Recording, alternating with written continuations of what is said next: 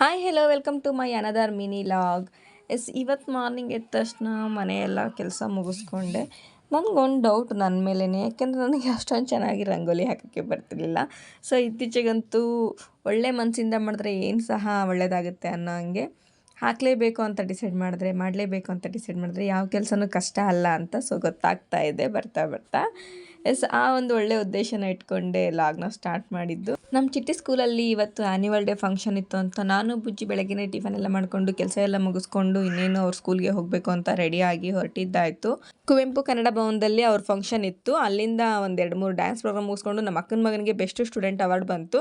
So ಅದು ನೋಡಿ ತುಂಬ ಖುಷಿ ಆಯಿತು. ಚಿಟ್ಟಿದ್ದು ಡ್ಯಾನ್ಸ್ ಪ್ರೋಗ್ರಾಮ್ ಮುಗಿಸ್ಕೊಂಡು ಅಲ್ಲಿಂದ ಮಕ್ಕಳನ್ನ ಕರ್ಕೊಂಡು ಹೋಗಿದ್ದ ಕಾರಣ ತುಂಬ ಹೊತ್ತು ಕೂರೋಕ್ಕಾಗಲಿಲ್ಲ. ಅಮ್ಮ ನಾನು ಬಿಟ್ಟು ಬುಜ್ಜಿನ ಕರ್ಕೊಂಡು ವಾಪಸ್ ಬಂದುಬಿಟ್ಟು ಅಮ್ಮನ ಡ್ರಾಪ್ ಮಾಡಿಬಿಟ್ಟು ನಾನು ಮನೆಗೆ ಹೋದೆ. ಮನೆಗೆ ಹೋದ ತಕ್ಷಣ ರಘು ಬಂದಿದ್ದರು. ರಘು ಅಡುಗೆ ಮಾಡೋದು ನೋಡ್ಬಿಟ್ಟು ನನಗಂತೂ ಫುಲ್ ಶಾಕ್ ಆಗಿಬಿಡ್ತು. ಯಾಕಂದರೆ ಯಾರಿಗೆ ತಾನೇ ಖುಷಿ ಇರಲ್ಲ, ಗಂಡ ಹೆಂಡತಿಗೋಸ್ಕರ ಏನಾದರೂ ಮಾಡ್ತಿದ್ದಾರೆ ಅಂತಂದರೆ, ಸ್ಪೆಷಲಾಗಿ ಮಾಡ್ತಿದ್ದಾರೆ ಅಂದರೆ ತುಂಬ ಖುಷಿಯಾಗುತ್ತೆ. ಸೊ ನನಗಂತೂ ತುಂಬ ಖುಷಿ ಆಯಿತು, ಸಿಕ್ಕಾಪಟ್ಟೆ ಖುಷಿ ಆಯಿತು. ಎಗ್ ಬುರ್ಜ್ ಮಾಡ್ತಾಯಿದ್ದೀನಿ, ಗೊಜ್ಜು ಮಾಡ್ತೀನಿ, ಮುದ್ದೆಗೆ ಹೆಲ್ಪ್ ಮಾಡು ಅಂತಂದರು.